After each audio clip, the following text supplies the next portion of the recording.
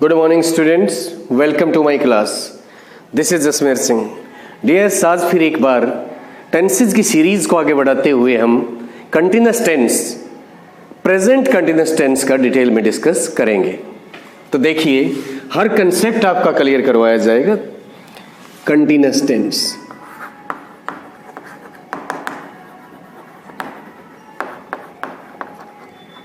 Three continuous tenses होते हैं जो सिंपल कंटिन्यूअस होते हैं: प्रेजेंट कंटिन्यूअस, पास्ट कंटिन्यूअस और फ्यूचर कंटिन्यूअस.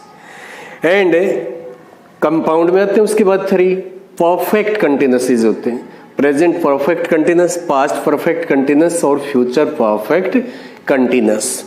अब टेंस कौन सा का, पहले तो यही चीज देखनी है हमें. प्रेजेंट, पास्ट, फ्यूचर पे तो बाद में आएंगे. कंटिन्यूअस टेंस क्या है कि भाई व्हाट इज कंटिन्यूअस.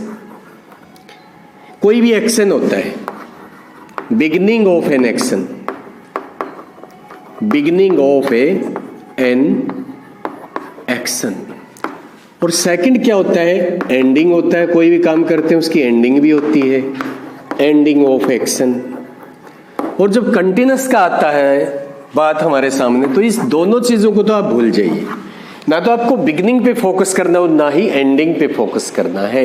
आपको उसके अंदर देखना क्या है, वो when we are talking about, when we are talking, it means that ongoing action. कि भाई जो चल रहा था, ना तो उसकी शुरुआत को देखना ना उसके एंड को देखना है, क्या उस टाइम पर. और कंटिन्यूअस मीन ऑनगोइंग, लगातार रूप से चलना था. और उसके लिए जो ऑनगोइंग होता है, जो 12 हमारे सब पार्ट्स होते हैं टेंसेज के, 3 टेंसेज, 4 पार्ट्स होते हैं हर टेंस का, तो 12 हो जाते हैं. 12 में से 6 क्या होते हैं, वो कंटिन्यूअस होते हैं और सभी ऑनगोइंग होते हैं. कोई पास्ट में ऑनगोइंग है, कोई प्रेजेंट में, कोई फ्यूचर में. ऑनगोइंग का मीन क्या होता है, वर्ब फर्स्ट प्लस आईएनजी. एक चीज आपको ध्यान में रखनी है, जो वर्ब टेंसेज जब हमने शुरू किए थे या जब से इंग्लिश शुरू की थी, उसमें क्या बताया था कि वर्ब पे फोकस रखना है. अगर वर्ब आपको क्लियर हो जाती है तो टेंस क्लियर हो जाता है, टेंस क्लियर हो जाता है तो आपका इंग्लिश लैंग्वेज क्लियर हो जाती है. तो ऑनगोइंग का मीन क्या होता है, continuous. Continuous verb first plus ING. Main verb यहां पर verb first plus ING, it means present participle के रूप में यूज होगी. अब इनके पार्ट्स पे हैं. प्रेजेंट कंटिन्यूअस से हम स्टार्ट करेंगे. प्रेजेंट कंटिन्यूअस, B1 इसको डिनोट कर लीजिए, क्योंकि A indefinite, B continuous, C perfect और D परफेक्ट कंटिन्यूअस. B1 यहां हमारा होगा present continuous tense, continuous tense. और वर्ब क्या बताई थी आपको, helping verb and main verb. Helping verb क्या आएगी, पहली बात तो हमने टेंस कौन सा शुरू किया, प्रेजेंट. जो प्रेजेंट टेंस होता है उसमें helping verb always first form के रूप में होती है. केवल हेल्पिंग, मेन की नहीं बात की हमने, हेल्पिंग की बात की है. और हेल्पिंग वर्ब जो टेंसेज में यूज होती है वो होती है डू डज. दूसरा क्या होता है, बी. और थर्ड क्या होता है, हैज और हैव. डू डज कह लीजिए या डू कहिए इसको, वो हम इंडेफिनेट में कर चुके हैं. इंडेफिनेट में डू डज होता है, पास्ट में उसकी सेकंड फॉर्म डिड का यूज होगा, और फ्यूचर तो शैल विल के लिए जाना जाता है. अब बी की फर्स्ट फॉर्म, हेल्पिंग वर्ब की फर्स्ट फॉर्म का यूज करेंगे. और कंटिन्यूअस टेंस है जो, हेल्पिंग वर्ब क्या यूज होगी उसमें, बी हेल्पिंग वर्ब होगी. और बी की फर्स्ट फॉर्म क्या क्या होती है, इज एम आर. यानी कि फॉर्म फर्स्ट और हेल्पिंग वर्ब जो मेंशन किया गया है बी की फर्स्ट फॉर्म का यूज यहां पर होगा प्रेजेंट कंटिन्यूअस टेंस में as a helping verb, is am are. और कंटिन्यूअस मीन्स ऑनगोइंग, लगातार रूप से. और उसके लिए जो यूज करेंगे हम, मेन वर्ब का यूज करेंगे verb first plus ING, is am are plus verb first plus ING. Present participle इनका यूज होगा एज ए वर्ब. और वर्ब को ही टेंस कहते हैं. सब्जेक्ट ऑब्जेक्ट तो बिल्कुल अलग चीज है, वो बताया जा चुका है आपको. इजेमआर एम इतना डिटेल में जाने की जरूरत नहीं, आई के साथ यूज होता है. और इज ही, सी, इट, या सिंगुलर नाउन या प्रोनाउन है, सिंगुलर नाउन या प्रोनाउन। अब आर क्या होगा, वी, यू, दे, और इसके अलावा प्लूरल नाउन या प्रोनाउन, उनके साथ में आर का यूज होता है। आई का यूज केवल एम के साथ होता है, एम का यूज केवल आई के साथ होता है। Is, he, she, it singular noun या प्रोनाउन, और are, we, you, they plural noun और प्रोनाउन। देन कंस्ट्रक्शन इसकी क्या होगी, फोकस रखना आपको कंटिन्यूटी पे, बिगिनिंग और एंड पे नहीं जाना है आपको। स्ट्रक्चर क्या होगा इसका, स्ट्रक्चर अफर्मेटिव में, अफर्मेटिव फर्स्ट ऑफ ऑल क्या करेंगे, सब्जेक्ट का यूज करेंगे। सब्जेक्ट के बाद में is, am, are helping verb आएगी, उसके बाद में मेन वर्ब आईएनजी फॉर्म में यूज होगी, उसके बाद में ऑब्जेक्ट का यूज होगा, और एंड में क्या आ जाएगा, फुल स्टॉप का यूज करते से। अब किस चीज को शो करता है, जैसे मैं कहता हूं मैं पढ़ा रहा हूं, बिगिनिंग पता ही नहीं कब शुरू किया, 10 मिनट 20 मिनट ये नहीं हमने मेंशन कर, कब खत्म करेंगे ये भी नहीं बताना। अब क्या हो रहा है, उसी को वो कंटिन्यूटी को शो करने के लिए कंटिन्यूअस टेंस का यूज करते हैं। जैसे the birds are flying, the birds are flying in the sky, in the sky. और सेंटेंस देख लीजिए, he is watching TV, he is watching TV। दोनों सेंटेंसेस में क्या यूज किया, इज, एम, आर के बाद आईएनजी का यूज कर दिया हमने। नेगेटिव में क्या होगा, नेगेटिव में हेल्पिंग वर्ब के बाद नोट लगता है। If in any sentence there are 2 और more than 2 helping verbs, then not is used just after the first helping verb. सबसे पहले यहाँ सब्जेक्ट का यूज कीजिए, सब्जेक्ट के बाद हेल्पिंग वर्ब इजेमआर, इजेमआर के बाद नोट का यूज करेंगे, नोट के बाद वर्ब फर्स्ट प्लस आईएनजी, और उसके बाद में ऑब्जेक्ट का यूज कर दीजिए। इन्हीं को चेंज करते हैं हम नेगेटिव में। द बर्ड्स यहाँ पर बर्ड नहीं, birds are flying in the sky, negative बनाना, हेल्पिंग वर्ब के बाद नोट लगेगा। The birds are not flying in the sky, the birds are not flying in the sky। Second sentence, he is watching TV, he is not watching TV, negative बनेगा, he is not watching TV। Interrogative में क्या होगा, interrogative में helping verb subject से पहले आता है। कोई भी इंट्रोगेटिव सेंटेंस है तो हेल्पिंग वर्ब क्या होगा, सब्जेक्ट से पहले यूज किया जाता है, उसके बाद सब्जेक्ट आएगा, सब्जेक्ट के बाद में वर्ब फर्स्ट प्लस आईएनजी आएगा, और उसके बाद में ऑब्जेक्ट, क्वेश्चन मार्क आप लास्ट में यूज करेंगे। The birds are flying in the sky. Interrogative sentence क्या होते हैं, in which we are asked a question, जहां पर हमसे क्वेश्चन पूछा जाता है। उसने स्टार्टिंग में स्टेटमेंट क्या थी, the birds are flying in the skies को क्वेश्चन में हमें चेंज करना है। क्या बर्ड आकाश में उड़ रहे हैं, are the birds, helping verb को पहले ले लीजिए, are the birds flying in the sky. Second sentence है, he is watching TV, question बनाएंगे तो क्या होगा, क्या वो टीवी देख रहा है, इज का यूज पहले, ही के साथ इज का यूज हो, is he watching TV, question mark end में यूज कर देंगे। और फोर्थ टाइप जो इसका होता है वो दोनों ही होता है, नेगेटिव इंट्रोगेटिव बोल देते, नेगेटिव भी हो और उसके साथ में इंट्रोगेटिव, प्रोहिबिट भी किया गया, मना भी किया गया है, साथ में क्वेश्चन भी पूछा गया, दोनों ही पूछ लिए गए। First sentence, the birds are flying in the sky, उसका इंट्रोगेटिव क्या बना है, क्या बर्ड्स आकाश में उड़ रहे हैं, लेकिन नेगेटिव इंट्रोगेटिव क्या होगा, क्या बर्ड्स आकाश में नहीं उड़ रहे हैं। तो इसके अंदर क्या करेंगे, आप इजेमार का यूज पहले कर लीजिए, इजेमार के बाद सब्जेक्ट आएगा, सब्जेक्ट के बाद में नॉट का यूज होगा, नॉट के बाद वर्ब, फर्स्ट के साथ आईएनजी एंड देन ऑब्जेक्ट और लास्ट में क्वेश्चन मार्क। क्या इंट्रोगेटिव, नेगेटिव इंट्रोगेटिव क्या होगा? Are the birds flying in the sky. Second sentence, he is watching TV, क्या हो जाएगा? सॉरी भाई, are the birds not flying in the sky. Is he, not का use करेंगे, is not watching TV, question mark end में आ जाएगा। तो ये था क्या हमारा स्ट्रक्चर था। कोई भी टेंस करते हैं, पहले भी आपको शो किया है, उसकी क्या होती है? एक तो उसकी आइडेंटिटी होता है, दूसरा क्या होता है? उसका फंक्शन होता है। आइडेंटिटी, उसकी पहचान क्या, कैसे पता लगा ये प्रेजेंट इन कंटीन्यूअस टेंस है। और वो तो ठीक है, स्ट्रक्चर में हमने कर लिया। अब अफर्मेटिव में कैसे यूज होगा, नेगेटिव में कैसे यूज होगा, इंट्रोगेटिव में कैसे यूज होगा, नेगेटिव इंट्रोगेटिव में कैसे यूज होगा, ये था इसका स्ट्रक्चर, आइडेंटिटी।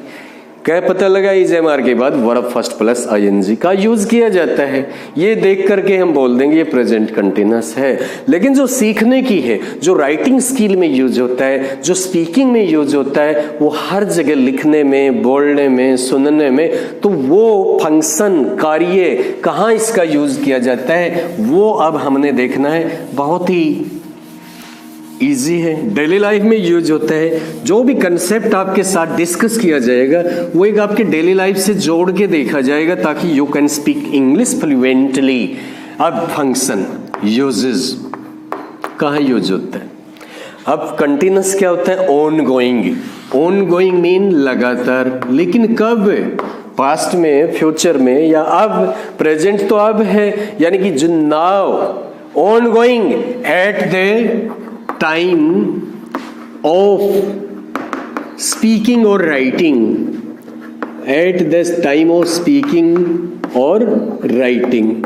अगर इसको भी आप ओमिट करना चाहो, ऑन गोइंग, ये इसको पूरी की जगह आप नाउ लिख दीजिए। जो अब चल रहा है, जो अब प्रोसेस में है, अब ऑन गोइंग है, अब कंटिन्यू है, उसके लिए यूज करते हैं प्रेजेंट कंटिन्यूअस टेंस का। क्या चल रहे हैं आप? मैं पढ़ा रहा हूं, आप सुन रहे हैं, you are listening me, I am teaching you.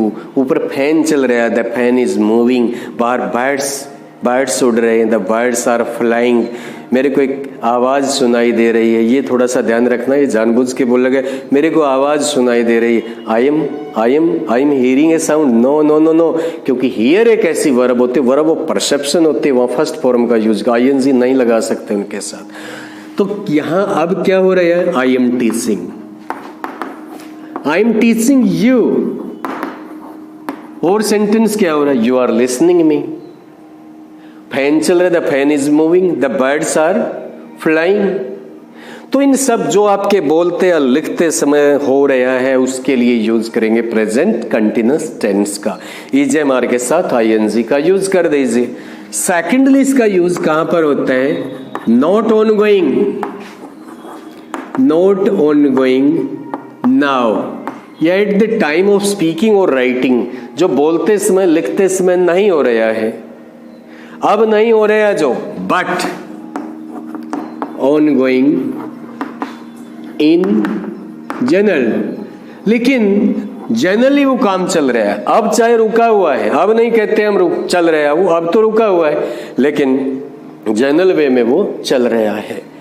अब कैसे कहेंगे भैया, आप तो कहते हो अब रुका हुआ है, जनरली वो चल रहा है। कुछ प्रोसेसेस ऐसे होते हैं जो लंबे चलते हैं, अब टीचिंग का काम है। लेकिन और एक बार फिर से ये सुन लीजिए, कंटिन्यूअस किस चीज को शो करता है?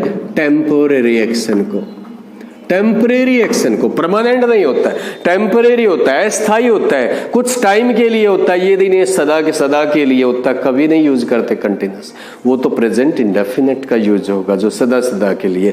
अर्थ रिवॉल्व करती है सन के चारों ओर, लेकिन प्रेजेंट इंडेफिनिट क्योंकि वो परमानेंट रिपीटिशन है। और ये क्या है? ये टेम्परेरी एक्शन को शो करता है अस्थायी रूप से। मैं पढ़ा रहे वो भी अस्थायी रूप से 20 मिनट के लिए, 25 मिनट के लिए, हाफ एन आवर के लिए है।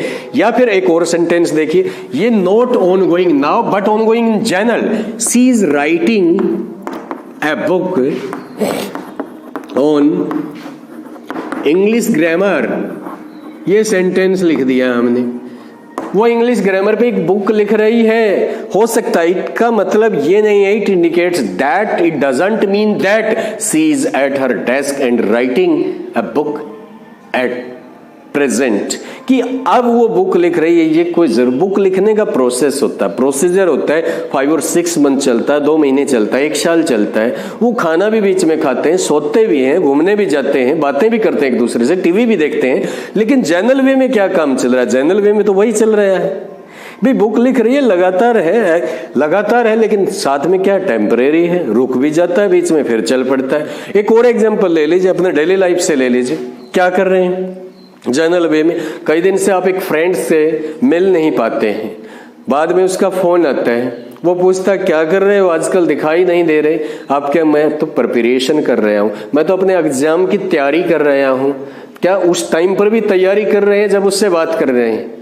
उस टाइम पर तो फोन कर रहे हैं, उसके साथ बातें कर रहे हैं. लेकिन जनरल वे में क्या चल रहा है? आपका प्रिपरेशन चल रही है एग्जाम की. और एग्जाम्पल ले लीजिए, कोई कहता है 9 और 10 PM 10 बजे फोन आ जाता है किसी रिलेटिव का. भाई क्या कर रहे हो? सपोज कीजिए आप घर बना रहे हैं, 10 बजे आपके पापा के पास, मम्मी के पास, जिसके पास भी फोन आता है, वो कहता है क्या कर रहे हो? आप कहेंगे मकान बना रहे हैं. 10 बजे मकान नहीं बना रहे, मकान तो मैसन्स बना रहे हैं, राजमिस्त्री बना रहे हैं. उस टाइम पर तो आप बातें कर रहे हैं उससे. लेकिन जनरल वे में क्या चल रहा है? आज भी मकान बन रहा था डे टाइम में, कल भी शुरू होगा, परसों भी बन रहा था, डे आफ्टर टुमारो भी वो शुरू होगा. तो इस प्रकार की घटनाओं के लिए कि जो ऑन गोइंग जनरल वे में ऑन गोइंग है, उनके लिए प्रेजेंट कंटिन्यूअस टेंस का यूज करते हैं. थर्डली इसका यूज कहां पर होता है? थर्डली यूज किया जाता है एन एक्शन, एक कार्य या activity which is expected to take place in near future, जिसकी नियर फ्यूचर में होने की संभावना है. मैं आपसे पूछता हूं, टुडे इट इज सैटरडे है आज, कल संडे है. मैं कहता हूं कल क्या कर रहे हैं आप? कल क्या कर रहे हैं? जनरल वे में बहुत बार ऐसे कंटिन्यूअस रहा है, रही है, रहे है का यूज करते हैं आने वाले टाइम के बारे में. तो वो क्या होता है? नजदीक भविष्य में होने वाला है. What are you doing tomorrow? What are you doing tomorrow? Question mark. मैंने पूछा आपसे क्वेश्चन, क्या कर रहे हैं कल आप? रहे हैं. आप कहेंगे, आप आंसर देते हैं, I am taking my family to see the Red Fort. कि भी कल तो मैं अपने फैमिली को लेके रेड फोर्ट देखने जा रहा हूं, अपने फैमिली को रेड फोर्ट दिखाने ले जा रहा हूं. रहा हूं कब? आने वाले टाइम में, यानी कि कल. लेकिन फिर भी प्रेजेंट कंटिन्यूअस का यूज किया, which is expected to take place in near future as a part of a program. एक प्रोग्राम का कोई हिस्सा हो, उसके लिए इसका यूज करते हैं. और एक और दोनों के अंदर फर्क होता है. एक और फ्यूचर इंडेफिनेट आएगा यहाँ पर, सॉरी फ्यूचर कंटिन्यूअस. वो क्या है? Future when the idea, future के बारे में आइडिया है कि is emphasized by idea of futurity is emphasized by intention or likelihood. likelihood, intention क्या होता है? इरादा. इंटेंशन या लाइकलीहुड. लाइकलीहुड को कह लीजिए संभावना. इंटेंशन क्या होता है? इरादा. जब आपने फ्यूचर के बारे में जो सोचा है, आने वाले टाइम के बारे में, उसमें आपने अपनी इंटेंशन को ऐड कर दिया. इज एडिड कह लीजिए, एम्फेसाइज्ड, उसमें अपना इरादा भी उसके अंदर जोड़ दिया या किसी चीज की संभावना उसके अंदर जोड़ दी, तब यहां पर हो तो का यूज प्रेजेंट कंटिन्यूअस। लेकिन जब कंस्ट्रक्शन क्या होगी आपकी, जो आपका इजेएमआर यूज होना था, इजेएमआर के बाद में गोइंग का यूज होगा और गोइंग के बाद में टू का यूज होगा और टू के बाद में वर्ब फर्स्ट। ये कंस्ट्रक्शन यूज होगी कब, जब जो फ्यूचर के बारे में आपका विचार है, आइडिया है, उसके अंदर आपने अपना इरादा जोड़ देता। भाई मेरा इरादा है ये, मैं करने वाला हूं ये, लाइकली जिस चीज की संभावना है। कुछ एग्जाम्पल लेते हैं इसको क्लियरली समझने के लिए। देखिए वो एग्जाम्पल क्या है। मैं कहता हूं there are clouds in the sky, there are clouds in the sky, it go to rain. कि जो वेदर एक्सपर्ट नहीं है, आकाश में क्लाउड्स को देखता है, क्या कहेगा, वर्षा होने जा रही है, बारिश होने जा रही है, बारिश होने वाली है। वो क्या है, लाइकलीहुड है उस चीज की, संभावना है उस चीज की। तो वहां पर क्या करेंगे, गोइंग, इजेएमआर के बाद गोइंग का यूज कर दीजिए, उसके बाद में टू इन्फिनेटिव, टू के बाद फर्स्ट फॉर्म कह लीजिए। तो यहां पर आपने क्या किया, संभावना।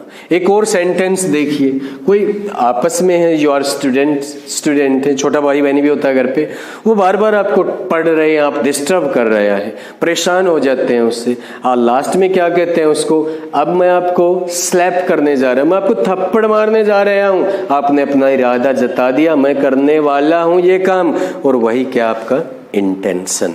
आई am going to slap you, I am going to slap you. तो वहां पर इजेएमआर के बाद गोइंग और उसके बाद टू के बाद फर्स्ट फॉर्म का यूज होगा। एक और सेंटेंस देखिए, कोई ओल्ड मैन है, 90 ईयर्स के आसपास एज है, 4-5 साल से बीमार चल रहा है, हॉस्पिटल में एडमिट करवाया हुआ है और कोई भी उसके अंदर सुधार नहीं हो रहा। डॉक्टर क्या कहेगा, ये मरने जा रहा है, जाके नहीं मरना इसको, क्योंकि वो क्या है, लाइकलीहुड, ओल्ड एज के कारण, बीमारी के कारण वो मरने वाला है, यानी कि क्या है, संभावना है मरने की। The old man is going to die, मरने वाला है। तो इस प्रकार के सेंटेंसेस में जहां पर लाइकलीहुड और इंटेंशन जुड़ जाती हैं फ्यूचर से संबंधित बात के लिए, गोइंग टू के बाद फर्स्ट फॉर्म का यूज किया जाता है। और लास्टली इसका यूज कहां पर करते हैं, विद, किसके साथ, ऑलवेज के साथ भी आता है, कॉन्स्टेंटली, परपेचुअली, फॉरएवर, हमेशा के लिए। तो इस प्रकार के सेंटेंसेस में, लेकिन कब, टू शो रिपीटिशन,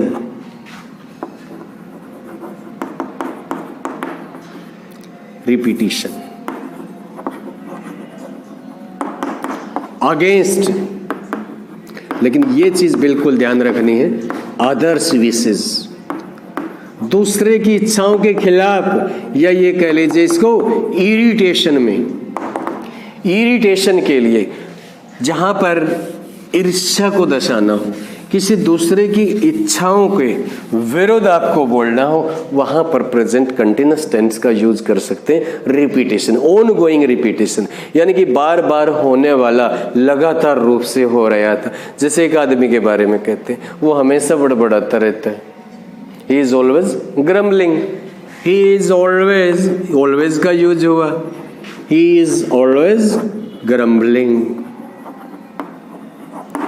बार बार बड़बड़ाता है, हमेशा बड़बड़ाता रहता है, ऑलवेज नहीं।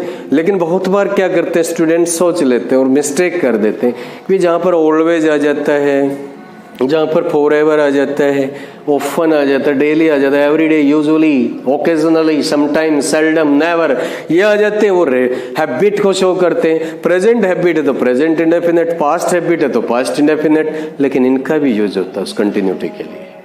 दूसरे की इच्छाओं के खिलाफ होना चाहिए, ईर्ष्या को शो करने वाला होना चाहिए, वो हमेशा बड़बड़ाता रहता है, it means that you are not happy with him, उसके साथ खुश नहीं आप, तो उसके लिए हम इसका यूज कर देंगे। एक और सेंटेंस देखिए, कोई कहता है my wife is always asking money for new clothes, हमेशा नए कपड़ों के लिए पैसे मांगती रहती है, बार बार होता है वो काम। तो इस प्रकार के सेंटेंसेस में यानी कि ही वॉज नॉट हैप्पी, वो इस चीज से खुश नहीं है, मांगना बार बार पैसे मांगना, तो इसलिए वो क्या कहता है, उसके लिए प्रेजेंट कंटिन्यूअस टेंस का यूज किया जाता है।